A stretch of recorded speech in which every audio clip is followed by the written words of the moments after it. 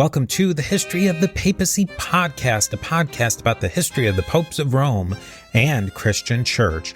Prepare yourself to step behind the ropes and leave the official tour of the story of the popes and Christianity. I'm your host, Steve Guerra, and I thank you for joining me on this journey. You can find show notes, how to contact me, sign up for our mailing list, and how to support the History of the Papacy by going to our website, a2zhistorypage.com. Two great ways to support the History of the Papacy are leaving your ratings and reviews on Apple Podcasts or your podcatcher of choice. And another really great way to support the History of the Papacy is by going and joining us on Patreon at patreon.com/History of the Papacy. Your support on Patreon goes a long way to help keep the History of the Papacy sustainable for a long time in the future. There are 4 tiers of support on Patreon: Antioch, Alexandria, Constantinople, and Rome. Each of these tiers represents one of the traditional patriarchates of early Christianity. There are many great benefits to you for supporting the show on Patreon. You will receive early and advertisement-free content, bonus episodes, monthly book drawings, and most importantly, you will be included on the History of the Papacy diptychs. In traditional Christianity, the diptychs are the lists of bishops commemorated in order of their precedence. The sooner you sign up on Patreon, the higher you'll be on the lists of the History of the Papacy patrons. Now let us commemorate the Patreon patrons on the History of the Papacy diptychs. We have Roberto, Jorn, William B., Brian, Jeffrey, Christina, John, Sarah, William H., Augustus, and Judy at the Alexandria level. We have Dappo, Paul, Justin, Lana, John, and Steve, all of whom are magnificent at the Constantinople level, reaching that ultimate power and prestige, that of the See of Rome. We have Peter the Great, Leonard the Great, Alex the Great, Amma the Great, and Frederick the Great. With that, I hope you enjoy this next piece of the mosaic of the history of the popes of Rome and Christian Church. Today's episode and the next episode is a really interesting piece of history that adds a ton of context to the story of Pius IX and the papacy of the 19th century. Professor Andrew Hartman is an expert on the early development of communism and Karl Marx. He will lead us through the many conflict points that the Catholic Church and Karl Marx, along with his followers, had, and why it's really important for this story of the papacy in a medieval papacy in the modern era. I would like to also take this as a moment to just make a really short appeal to you.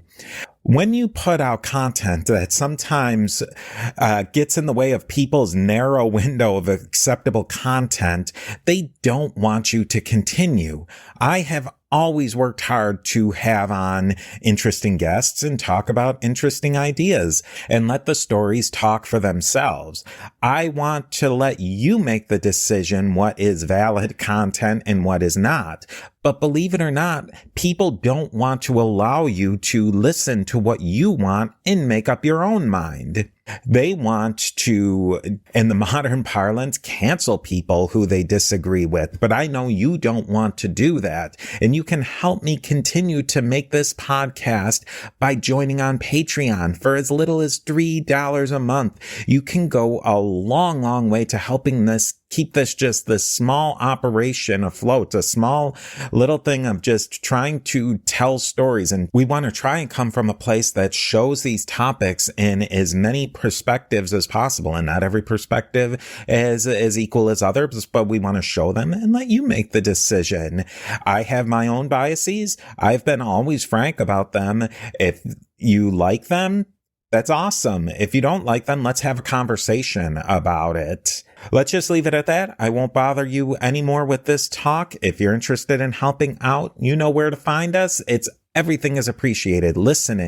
Just listening is the best thing you can do. But if you're willing and able to do a little bit more, that is always greatly appreciated. And I really appreciate it.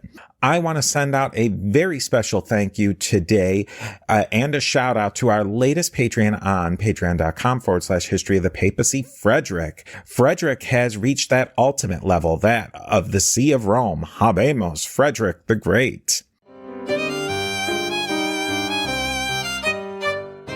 I am very excited to be joined today by Dr. Andrew Hartman to talk about the life and times of Karl Marx. Professor Hartman is professor of history at Illinois State University. Dr. Hartman has written a number of articles on Karl Marx and is working on a book on Marx in America.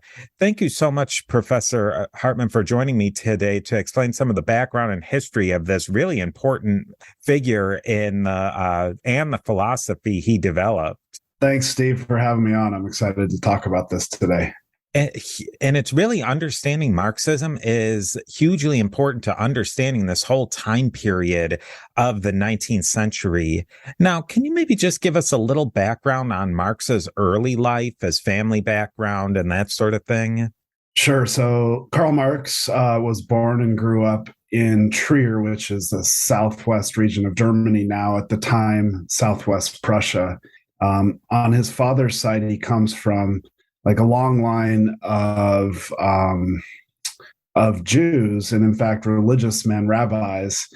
But his father was a lawyer, and in order to practice law in nominally secular or Lutheran Prussia, he had to convert.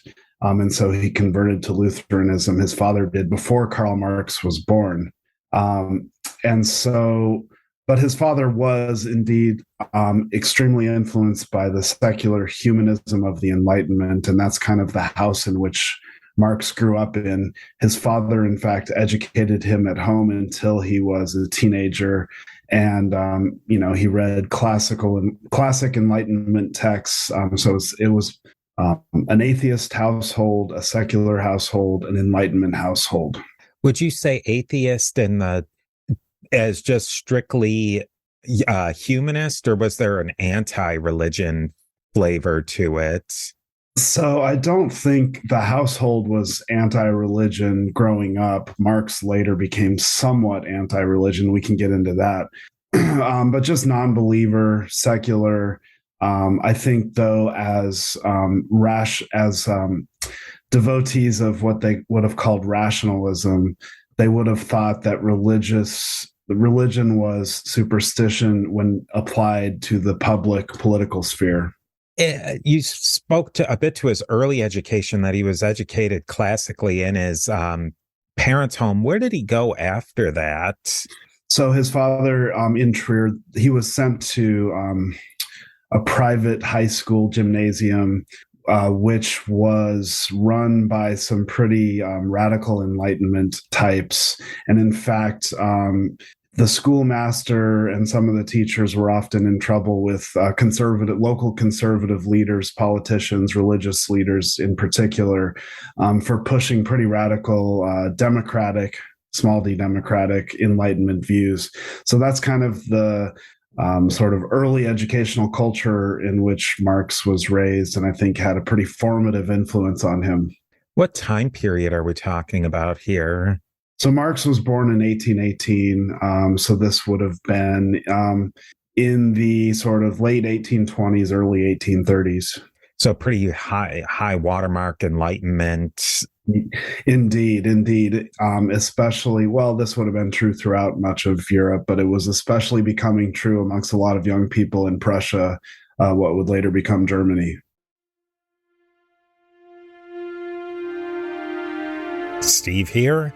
We are a member of the Parthenon Podcast Network, featuring great shows like Richard Lim's This American President and other great shows.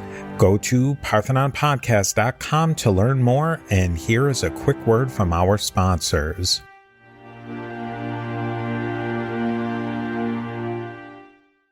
And I've read it a little bit. His father had certain ideas for what he wanted Marx to do in college, but Marx says a lot of young people did. He had a different idea for his college education. Where did he go with his later education? Yeah, so that was a source of Marx admired his father a great deal. He also was heavily reliant on his father financially, right? And so he wanted to please his father, but he just seemed incapable of doing it for the most part because his father wanted him to follow in his footsteps and study what he considered a very practical vocation like the law. And so Marx first went to the University of Bonn, where he was intended to study the law. But there, Marx did not succeed. Kind of got he got mixed up with some young rowdy radical students who were either drinking too much, getting in brawls, street brawls, and then also in the bars talking about philosophy. They was much more interested in philosophy than he ever was in the law. So he didn't do very well.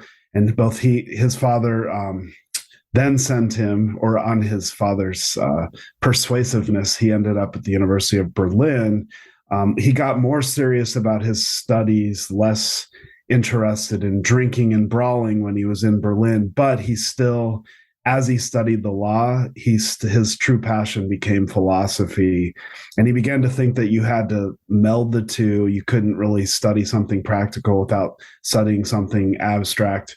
And it was in Berlin that he hooked up with a bunch of young radical Democrats who were really interested in Hegel. Hegel had a huge influence across Prussia, Germany in that time period. He had just recently died. And this group known as the Young Hegelians, they took Hegel's ideas in a pretty radical left-wing direction, and that's who Marx got involved with. And he really sort of, especially after his father died while he was still in college, he ditched the law and ended up taking a PhD in philosophy. And he did most of his studies in Berlin, but because his ideas became pretty radical, he argued that you couldn't have theology without philosophy, and that philosophy was the superior approach to theology. That was a pretty radical Enlightenment approach in Prussia at the time.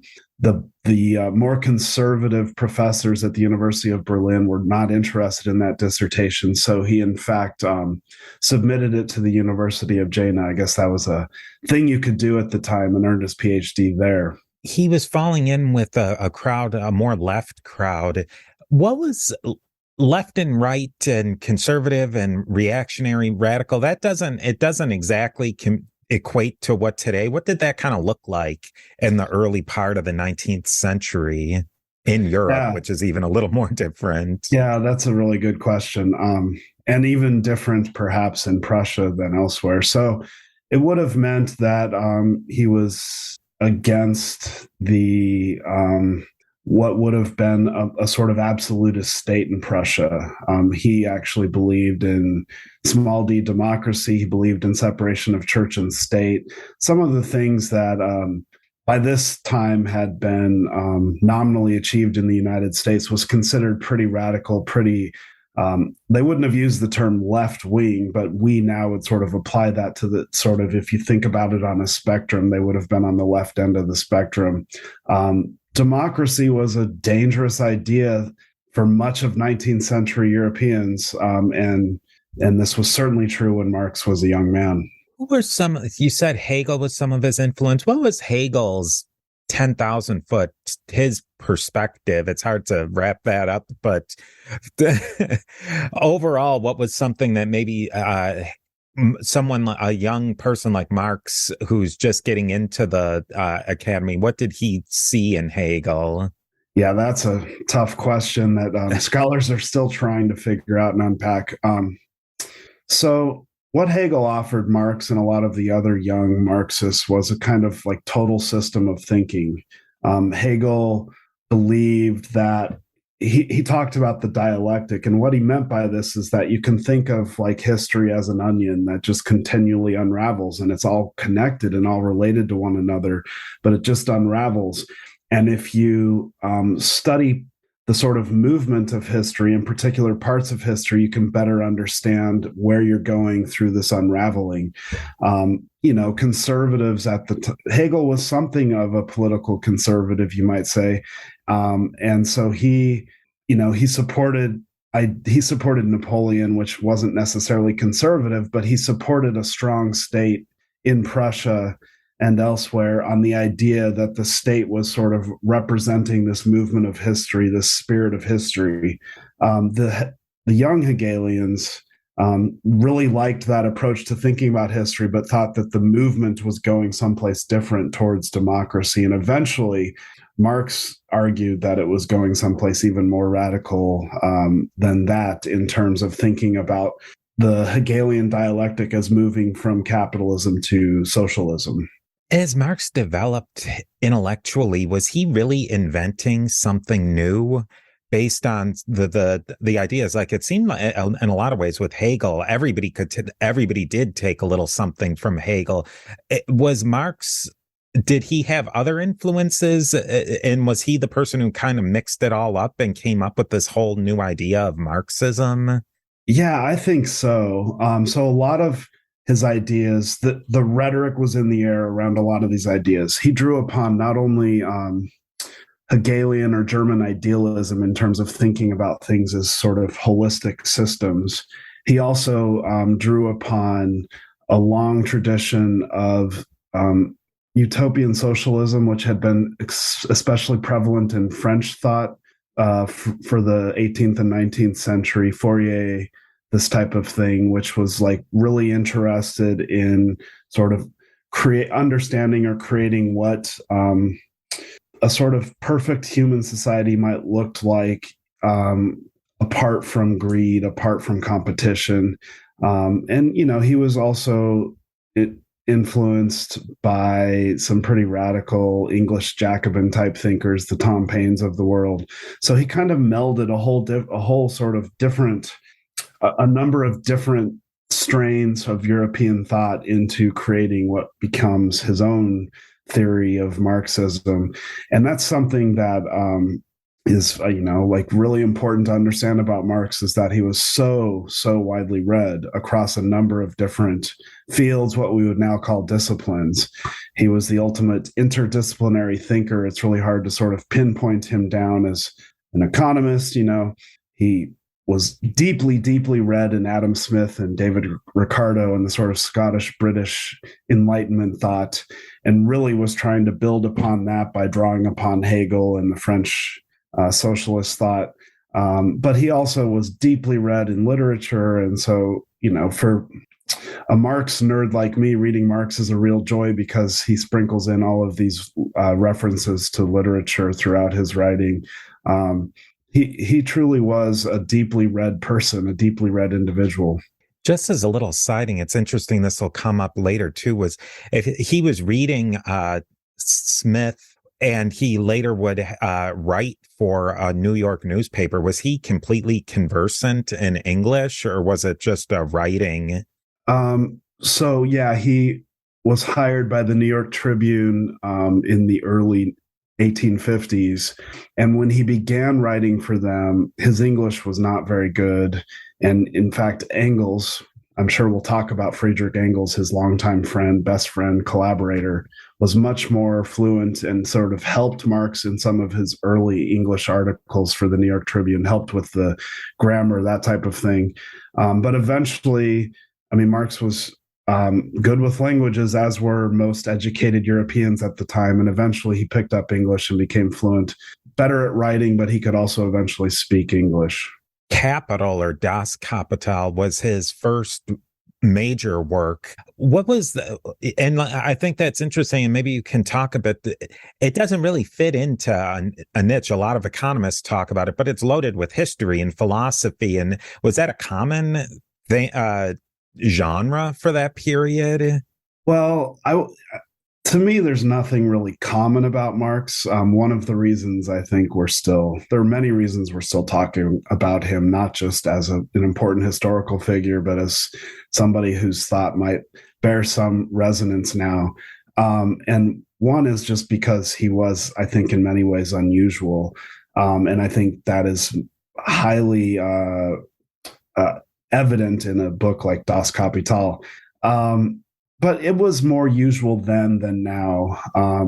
There's a lot of sort of like mathematical / economic thinking in that book, but ultimately it's an effort to understand the history and the mechanisms of capitalism through the history of capitalism. So it's part economics, part philosophy, part history, part polemical even. Is that a reaction to Smith and Ricardo? Is he trying to say that this is what they are and this is how we can make it better? Is he putting solutions into capital? Not in capital.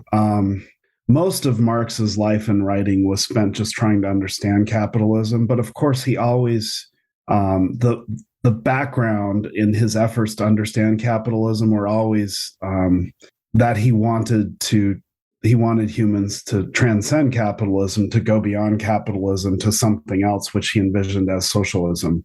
But mostly capital is just an effort to understand how capital came to be and what its mechanisms were, especially in terms of what it meant for most people who had to work, who had to sell their labor in order to survive, and how most people who had to sell their labor in order to survive would eventually become the sort of raw material of revolution, of socialism.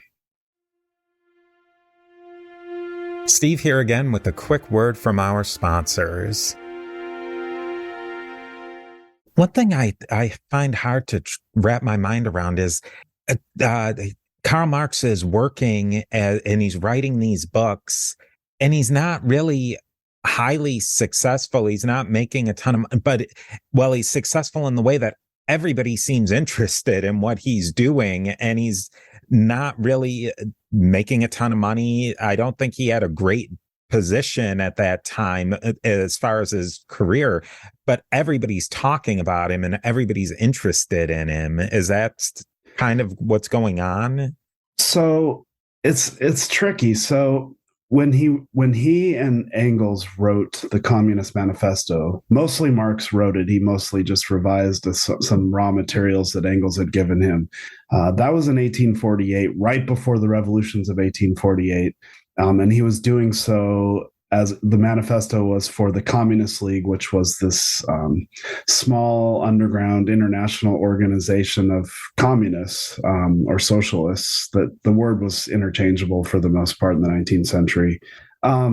He would have been known as a smart leader of a movement, but the movement was small. And so outside of maybe Prussian spies who were always keenly interested in him, he wasn't renowned at all in Europe at the time. After the revolutions of 1848, Marx, during the revolutions, he was already living in exile at the time, first in Paris and then in Brussels. When the revolution broke out in Prussia, he went back to Trier or the region of Cologne and was the leader of a newspaper that was a dissident newspaper, a revolutionary newspaper, and he became sort of known in those circles, but still those are pretty small circles compared to what he eventually became known as. Then after those revolutions fail, he ends up in London, where he spends the rest of his life in exile.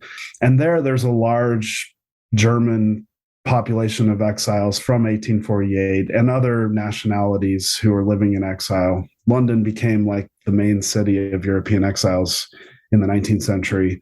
And he was known in those circles, especially amongst Germans, but still not widely known. And in fact, in the 1850s, to be honest, he's better known to American readers than anyone else in the world because he's writing for the New York Tribune for much of that decade. And the New York Tribune is the newspaper which had the most readers in the whole world.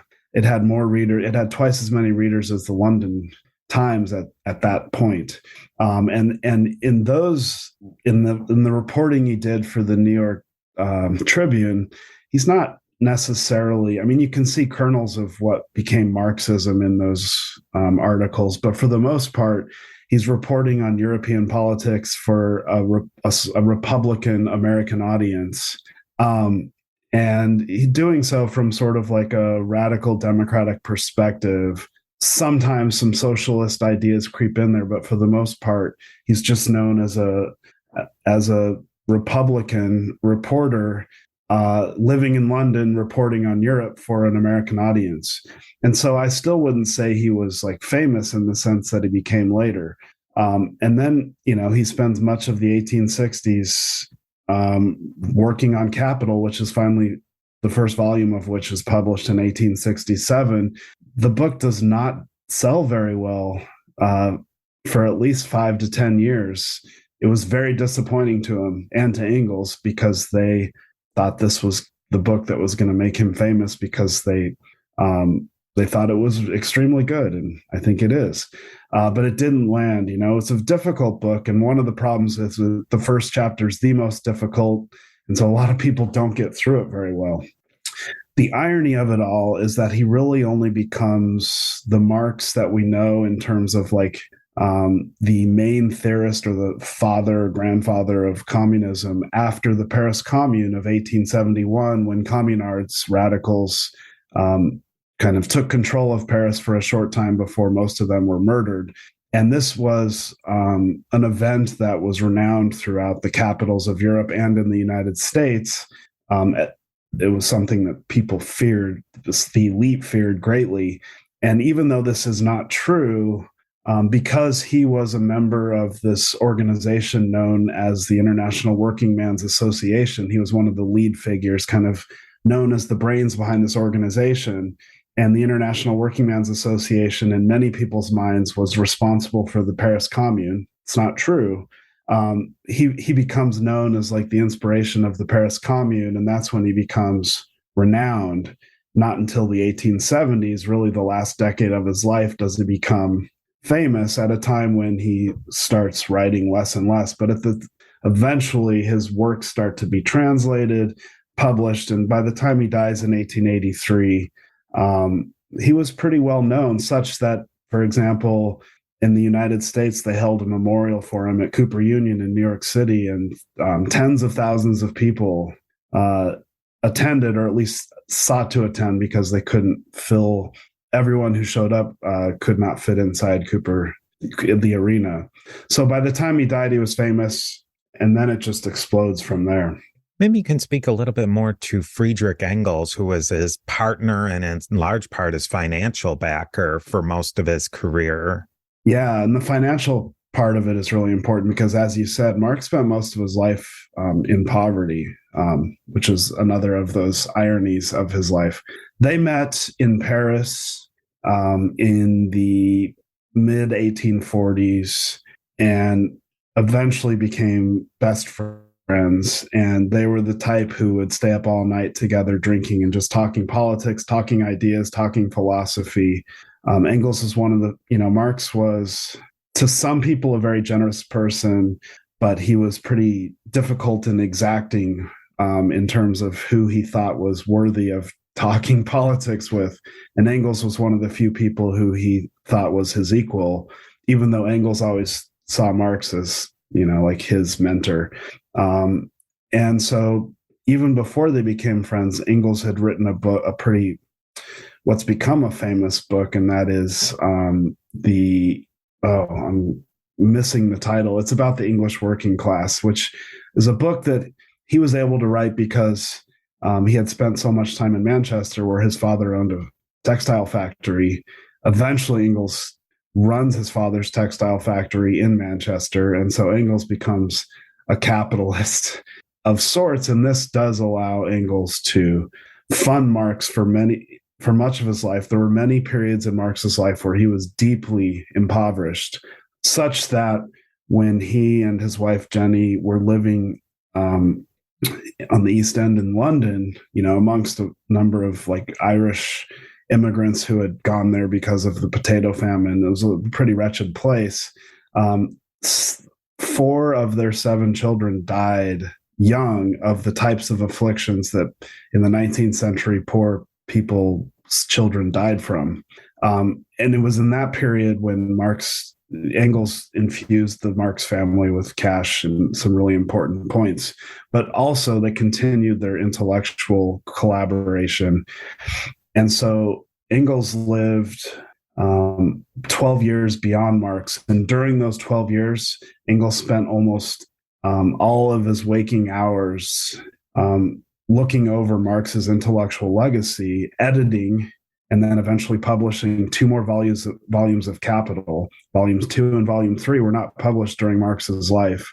And I think what becomes, this is interesting as well, what becomes known as Marxism, especially the sort of like deterministic, systematic way of thinking about capitalism, partly is credit to Engels, because that was the way he was thinking about Marx's theory, and sort of that went into the way in which he edited and sort of curated the legacy of Marx.